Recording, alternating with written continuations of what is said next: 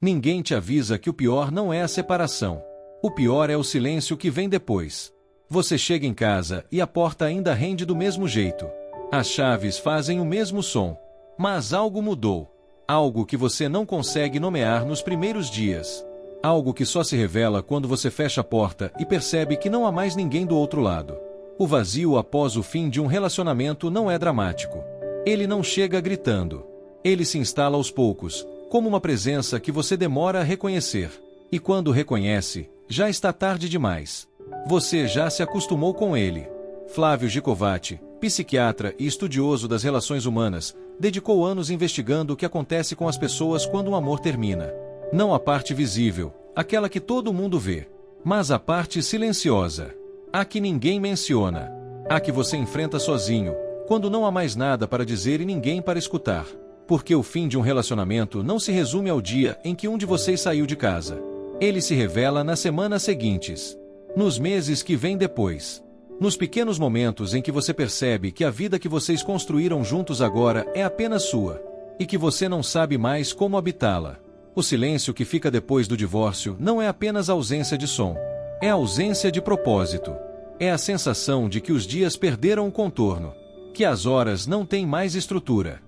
Que você está vivendo, mas não sabe bem para quê. Se esse silêncio que estou descrevendo também faz parte da sua vida, talvez esse seja o seu lugar. Aqui não tem respostas fáceis. Não tem promessas de superação rápida. Apenas a tentativa de nomear o que dói. De colocar palavras no que você sente, mas nunca conseguiu dizer em voz alta. Você abre a porta e entra. O apartamento está do jeito que você deixou. Nada mudou de lugar. Mas tudo mudou de sentido. Os objetos continuam ali, mas agora parecem testemunhas de algo que acabou. A mesa ainda está na mesma posição. O sofá, no mesmo canto. As cortinas, abertas ou fechadas, como sempre estiveram. Mas o som é diferente. Você fecha a porta e o clique da fechadura ecoa. Antes, esse som se misturava com outros. Com a voz dela. Com o barulho da TV. Com o som de alguém na cozinha. Agora, o clique ressoa sozinho. E você percebe, pela primeira vez, o quanto ele é alto. Gicovati dizia que o ser humano não foi feito para viver sozinho. Não porque precise de companhia constante, mas porque construímos nossa identidade através do olhar do outro. Quando esse olhar desaparece, algo em nós vacila. Começamos a questionar quem somos quando não há mais ninguém nos definindo. Você tira os sapatos. Deixa as chaves na mesinha da entrada. Caminha até a sala. E nesse percurso de poucos metros, você já sentiu tudo. O peso do silêncio. A ausência de movimento. A sensação de que a casa inteira está esperando algo que não vai mais acontecer. Porque a casa não sabe que vocês terminaram. Os móveis ainda estão dispostos para 2 pessoas. A mesa ainda tem 4 cadeiras, embora você sempre coma sozinho agora. A cama ainda é de casal, mesmo que você durma sempre do mesmo lado, deixando o outro intocado, como se fosse um território que não te pertence mais. E você se pergunta se deveria mudar tudo de lugar, reorganizar os móveis, criar uma nova configuração. Mas não faz. Porque mudar os móveis não muda o que você sente. E, de certa forma, manter tudo como estava é uma maneira de não aceitar completamente que tudo acabou. Gicovati observava que muitas pessoas ficam presas nesse estágio. Não porque querem voltar, mas porque não sabem como seguir. O relacionamento terminou, mas a vida construída dentro dele continua ali, pedindo para ser desmontada. E você não tem forças para isso. O silêncio externo é brutal porque é concreto. Ele não está na sua cabeça. Ele está na sala, no quarto, na cozinha. Ele está em cada cômodo que antes tinha som e agora só tem eco. Você abre a geladeira e o barulho do motor parece mais alto do que nunca. Você nunca tinha reparado nesse som antes. Mas agora ele te acompanha. É como se a casa inteira tivesse aumentado o volume. Não porque ficou mais barulhenta, mas porque não há mais nada para abafar os ruídos. Antes, quando você abria a geladeira, havia conversas. Havia perguntas sobre o jantar, sobre o que estava faltando, sobre planos para o fim de semana. Agora, você abre e fecha a porta.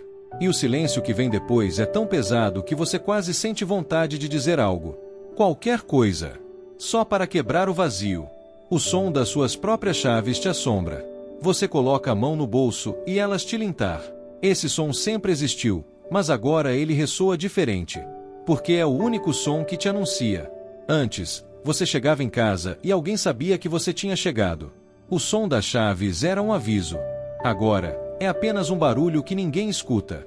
Você caminha pela casa e percebe o som dos seus passos. No carpete, eles são abafados. No piso frio, ecoam. E você começa a reparar nesses detalhes porque não há mais nada para distrair sua atenção. Não há conversas. Não há televisão ligada no fundo. Não há o som de alguém tomando banho. Só você. E os sons que você produz sem querer. Gikovati falava sobre a solidão acústica. Aquela que se instala quando você percebe que os sons da casa dependem apenas de você. Se você não ligar a TV, não haverá som. Se você não falar sozinho, não haverá voz. Se você não se movimentar, não haverá barulho. E isso cria uma pressão estranha. A sensação de que você precisa preencher o silêncio, mas não sabe como. Então você liga a TV. Não porque quer assistir, mas porque precisa de um som de fundo. Precisa de algo que simule presença. Que faça a casa parecer habitada. Porque uma casa vazia não é apenas uma casa sem pessoas. É uma casa sem vida. E você não aguenta sentir isso todos os dias. Você coloca músicas. Playlists aleatórias. Qualquer coisa que tire você desse silêncio opressor. Mas as músicas não ajudam. Porque elas lembram. Porque cada canção tem uma memória. Cada letra tem um momento. E você percebe que até a música virou armadilha. Então você desliga tudo. E escolhe o silêncio. Porque pelo menos o silêncio é honesto. Ele não finge. Ele não disfarça. Ele está ali, cru e verdadeiro, mostrando exatamente o que sobrou. Os objetos na casa começam a falar. Não literalmente. Mas eles carregam significados que antes você ignorava. A caneca que ela usava todas as manhãs. A almofada que ele sempre ajeitava no sofá. O controle remoto que vocês disputavam. Pequenos objetos que agora parecem relíquias de uma vida que não existe mais. E você não sabe o que fazer com eles. Não consegue jogar fora porque seria admitir o fim. Mas não consegue usar porque dói demais. Então eles ficam ali, ocupando espaço, acumulando poeira. Testemunhas silenciosas de um tempo que você ainda não sabe como enterrar. Gikovati dizia que o luto de um relacionamento é parecido com o luto de uma morte. Mas é pior em um aspecto. Na morte, a pessoa se foi. No divórcio, a pessoa continua existindo. Só não existe mais para você. E isso cria uma confusão emocional difícil de processar. Você olha para os espaços vazios. A cadeira que ele ocupava. O lado da cama onde ela dormia. O canto do armário que agora está vazio. E percebe que a ausência ocupa mais espaço do que a presença ocupava. O telefone não toca mais como antes. Antes, havia mensagens, combinações, perguntas sobre o que trazer do mercado, avisos de atraso, pequenas comunicações que estruturavam o dia. Agora, o celular fica quieto. E quando toca, nunca é quem você espera. Você para na porta do quarto e olha para dentro. A cama está arrumada. O quarto está organizado. Tudo no lugar. Mas parece um cenário. Como se você estivesse vivendo num espaço que foi montado para outra pessoa. Para uma versão sua que não existe mais. E aí vem a pergunta que ninguém quer responder. Quanto tempo leva para uma casa se tornar sua de novo? Quanto tempo até você parar de sentir que está invadindo um espaço que pertencia a outra vida? Gikovati não dava prazos. Ele dizia que cada pessoa tem seu próprio tempo. Mas alertava para um perigo. O perigo de se acostumar com o vazio. De normalizar a ausência. De transformar a solidão em identidade. Porque quando você se acostuma com o silêncio, ele deixa de incomodar. E quando ele deixa de incomodar, você para de procurar mudanças. Para de buscar companhia. Para de acreditar que a vida pode ser diferente. O silêncio externo é apenas o começo. Ele é a parte visível. A parte que você consegue apontar e dizer, está aqui, eu sinto isso. Mas há outro silêncio. Mais profundo. Mais perigoso. E esse não está na casa. Está em você. O silêncio interno não faz barulho. Ele não ecoa. Ele não ressoa. Ele apenas existe. Como um peso que você carrega sem perceber. Como uma voz que foi calada há tanto tempo que você esqueceu o que ela dizia.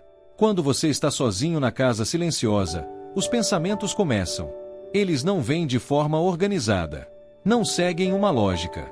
Eles surgem em fragmentos, em flashes, em perguntas que você não sabe responder. Você se pergunta se fez a escolha certa, se deveria ter insistido mais, se desistiu rápido demais, ou se demorou demais para desistir. E essas perguntas não têm resposta, porque não importa o que você decidir agora, o resultado já aconteceu. G. Kovács falava sobre o diálogo interno como uma das formas mais cruéis de sofrimento, porque é um diálogo que você trava consigo mesmo, mas sem testemunhas. Ninguém sabe o que você pensa. Ninguém vê o que você sente. E isso cria uma solidão dentro da solidão. De dia, você funciona, trabalha, responde mensagens, interage. Você até sorri quando precisa. Mas à noite, quando deita e olha para o teto, tudo volta. Todas as perguntas que você evitou durante o dia. Todos os sentimentos que você empurrou para debaixo do tapete. Tudo vem à tona. E você percebe que está dialogando com fantasmas. Com versões suas que tomaram decisões diferentes. Com versões dela que disseram outras palavras.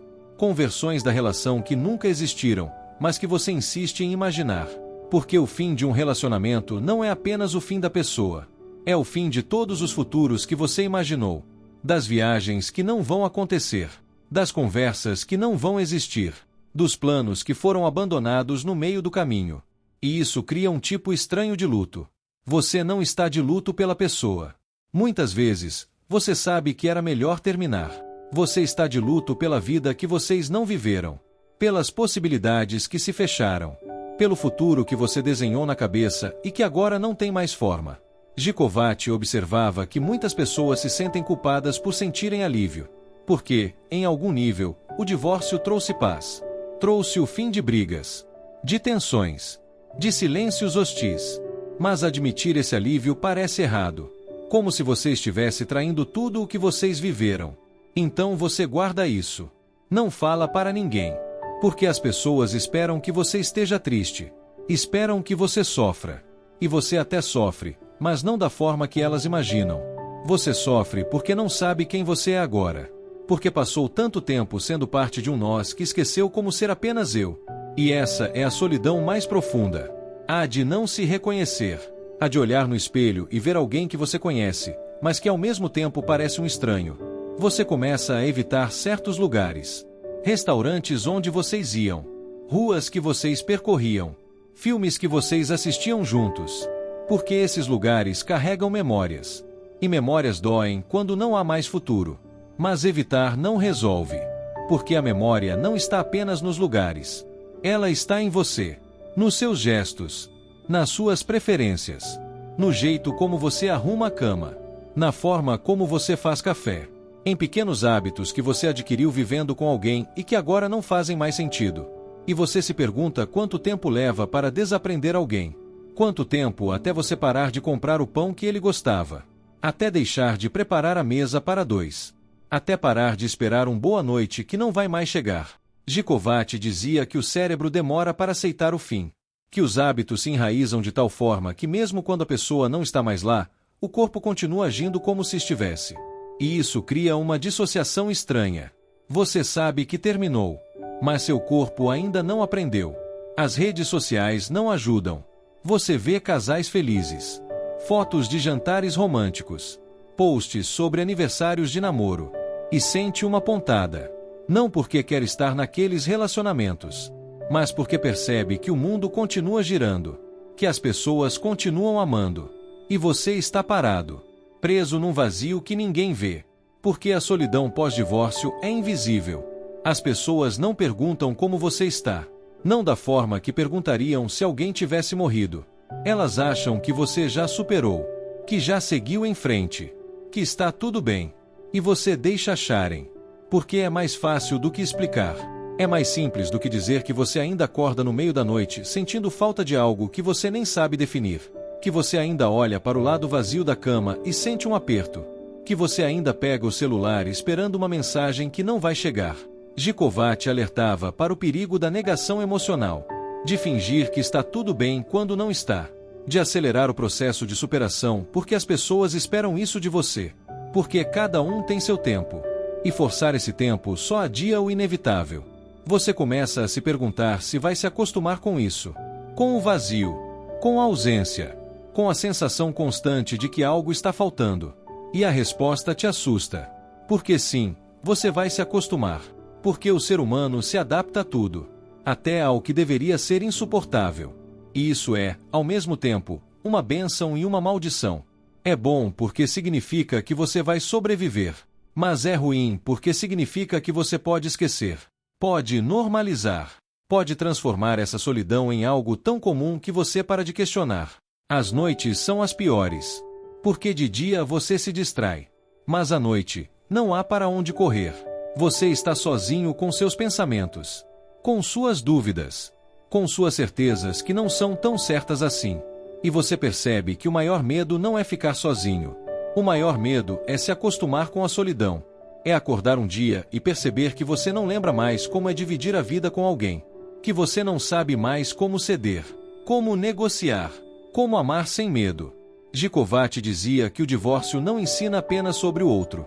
Ele ensina sobre você, sobre seus limites, sobre suas falhas, sobre as partes de você que são difíceis de amar.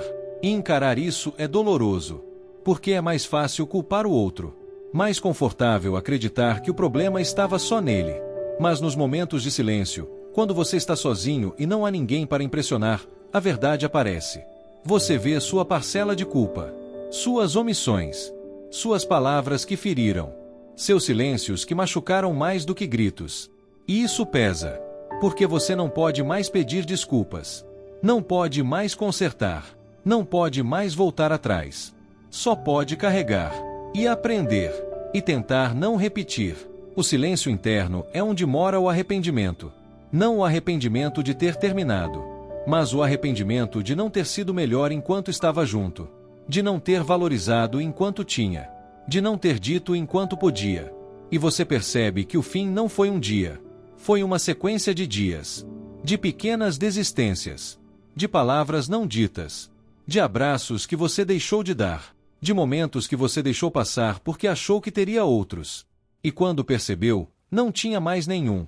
Gicovati alertava que o maior perigo do silêncio interno é ele te convencer de que você não merece mais, de que você falhou tanto que não tem direito a recomeçar, de que a solidão é o preço justo pelo que você fez ou deixou de fazer. E quando você acredita nisso, para de tentar, para de se abrir, para de acreditar que pode ser diferente. E a solidão deixa de ser uma fase. Ela vira um estado permanente. O silêncio não é seu inimigo. Ele nunca foi. Ele é apenas uma testemunha da sua dor, da sua solidão, do seu processo. Gicovati costumava dizer que o silêncio após o divórcio não precisa ser preenchido. Ele precisa ser habitado. Porque é nesse silêncio que você vai se encontrar, ou se perder de vez. Não há prazo para superar. Não há manual de instruções. Não há atalho. Existe apenas o caminho. E o caminho passa pelo vazio. Você vai acordar amanhã e a casa ainda vai estar silenciosa. Você vai abrir a porta e as chaves ainda vão fazer o mesmo som. Você vai olhar para os cômodos e eles ainda vão estar vazios. Mas algo vai mudar. Algo que você não consegue apontar, mas que está lá. Porque o vazio não permanece igual. Ele se transforma. Nos primeiros dias, ele é insuportável. Depois, ele se torna familiar. Então, se você tiver sorte, ele se torna apenas parte da paisagem. Não é sobre aceitar o vazio como algo bom. É sobre aceitar que ele existe. E que você pode existir junto com ele. Sem negá-lo. Sem tentar disfarçá-lo. Sem fingir que não dói. Gicovati dizia que o sofrimento tem uma função. Ele força você a parar. A olhar para dentro. A questionar. E muitas pessoas passam a vida inteira evitando isso. Até que um divórcio acontece. E não há mais como evitar. O silêncio te obriga a encarar quem você é quando não há mais ninguém te dizendo quem você deveria ser. E isso é assustador. Porque você pode descobrir que não gosta do que vê. Ou pode descobrir que nunca realmente se conheceu. Mas é nesse desconforto que mora a possibilidade de mudança. Não a mudança rápida. Não a transformação mágica. Mas a mudança lenta. Silenciosa.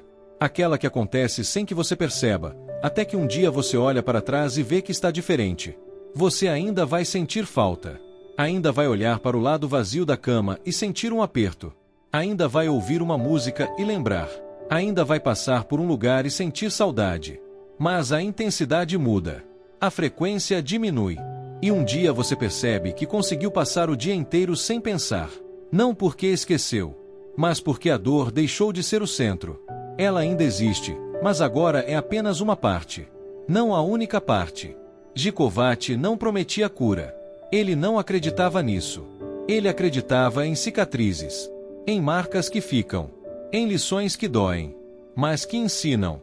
O silêncio ensina que você é capaz de suportar mais do que imaginava, que você pode sobreviver à ausência, que você pode se reconstruir, mesmo quando acha que não tem forças.